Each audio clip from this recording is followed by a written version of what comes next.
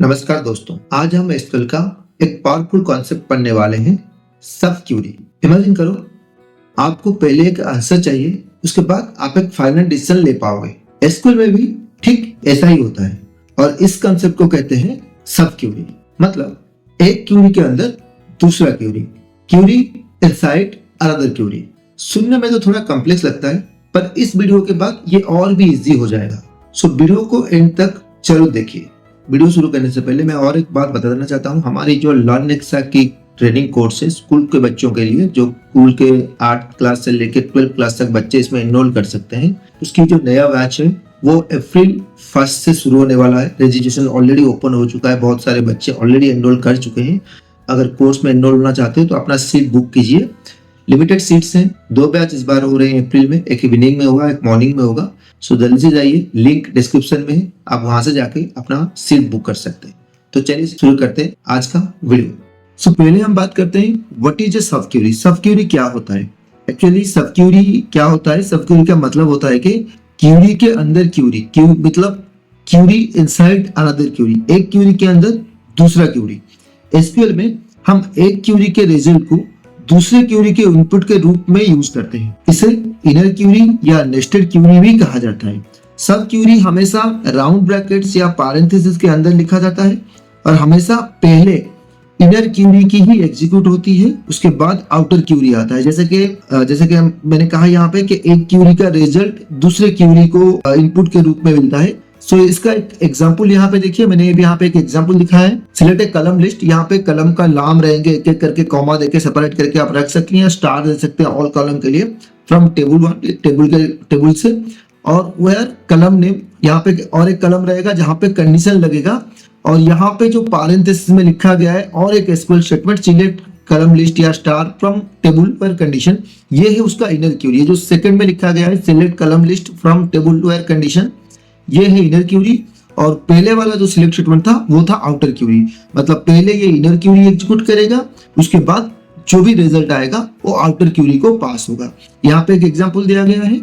सो inner Curie को पहले देखिए, सिलेक्ट स्टार फ्रॉम 2 फी, जिनका फी 1000 से ज्यादा होगा उन्हीं का सारा डिटेल्स टेबल में से टू डिटेल टेबल में से फेच करेगा। This is the example. आगे हम उसको देखेंगे और भी एक्सप्लेन करके देखेंगे कि कितने तरह का सब क्यूरी है और कैसे कैसे ये काम करता है। सो उसके बाद हम देखते हैं कितने तरह का सॉफ्ट क्यूरीज होते हैं MySQL में।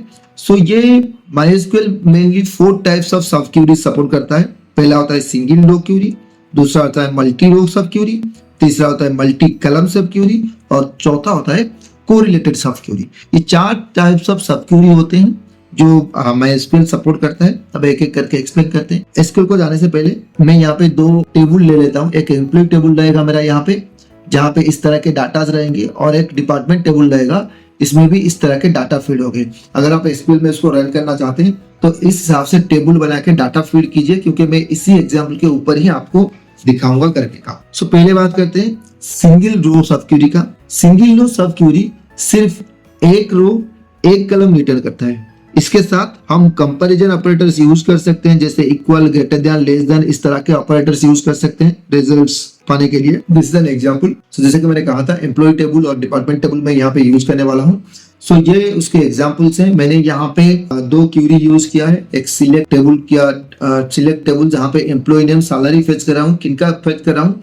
जहाँ पे सैलरी क्या होगा, सैलरी जो एवरेज सैलरी है वो एम्प्लॉय का पहले निकलेगा। देखिए यहाँ पे सिंगल रो का मतलब है, यहाँ पे जो इनर क्यूरी एग्जीक्यूट कर रहा है ये must have single data he fetch करेगा। यहाँ पे एक एवरेज वैल्यू वो फेच करेगा सैलरी का, और उसी सैलरी पे, उसी एवरेज वैल्यू पे बेस करके जितने भी एम्प्लॉइज उस एवरेज सैलरी से ज्यादा सैलरी पा रहे होंगे, डाटा होगा, जिनका डाटा होगा एम्प्लॉय टेबल में, उनका डाटा यहाँ पे फेच करेगा।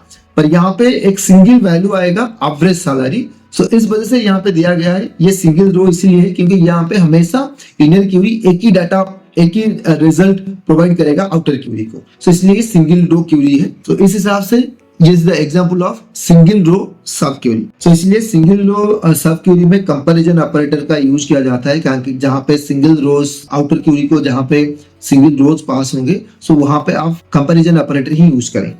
नेक्स्ट हम देखते हैं मल्टी रो सब क्यूरी, जैसे multi row sub Curie multiple रोज रिटर्न करता है। इसके साथ हम इन एनी या ऑल ऑपरेटर्स यूज कर सकते हैं डाटा को एक्सट्रैक्ट करने के लिए।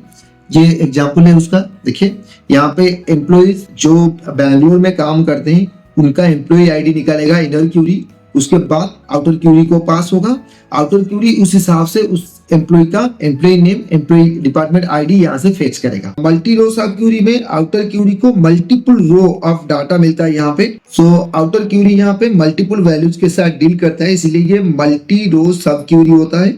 So multi row sub query में यहाँ पे कंपैरिजन ऑपरेटर यूज नहीं होंगे, यहाँ पे इन, एनी, ऑल ऑपरेटर यूज किए जाएंगे। यहाँ पे देखिए इन ऑपरेटर का यूज हुआ है। सो ये ऑपरेटर आउटर क्यूरी में यूज किए जाएंगे डाटा को एक्सट्रैक्ट करने के लिए। उसके बाद हम देखेंगे मल्टी कलम सब क्यूरी। मल्टी कलम सब क्यूरी में क्या होता है?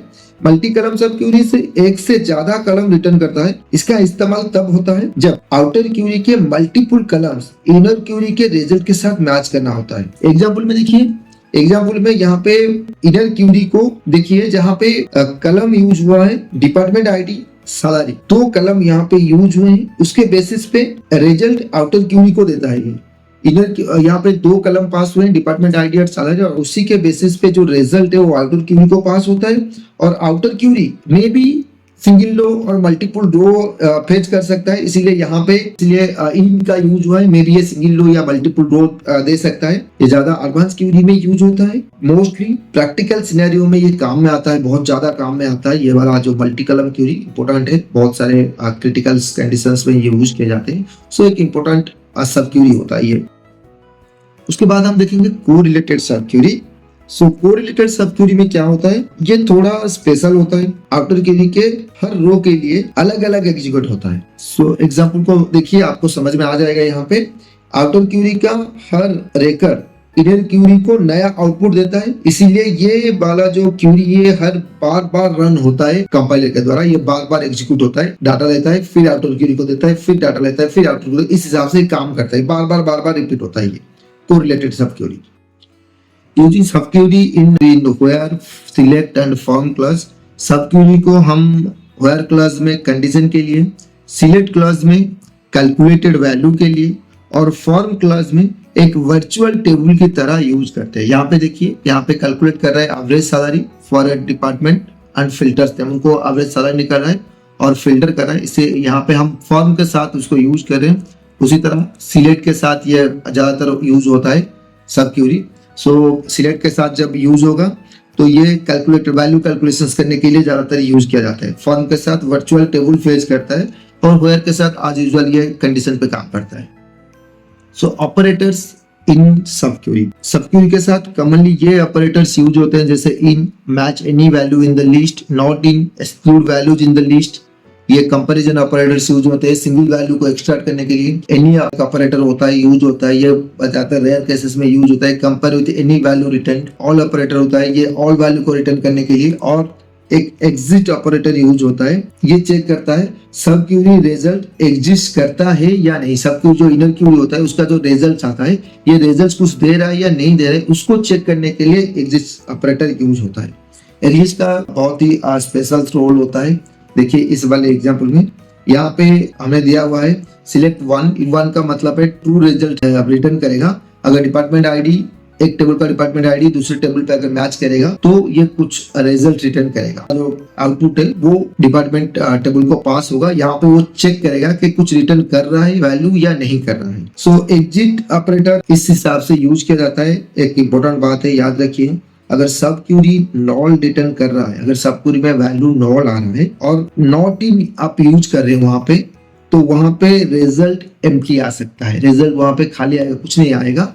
सो इसलिए मेनी केसेस में एग्जिट ऑपरेटर ज्यादा सेफ माना जाता है यूज करने के लिए। सो आपको इस हिसाब से एग्जिट ऑपरेटर को यूज करके चलना पड़ेगा। सो एक इंपॉर्टेंट टॉपिक है एग्जिट ऑपरेटर। सो ये पूरा का पूरा सब क्यूरी का चैप्टर था। इसमें हम एक समरी कर देता हूँ क्या हम सीखे। यहाँ पे हमने जाना कि सब क्यूरी क्या होता है। सब क्यूरी होता है query inside another query, query के अंदर क्यूरी।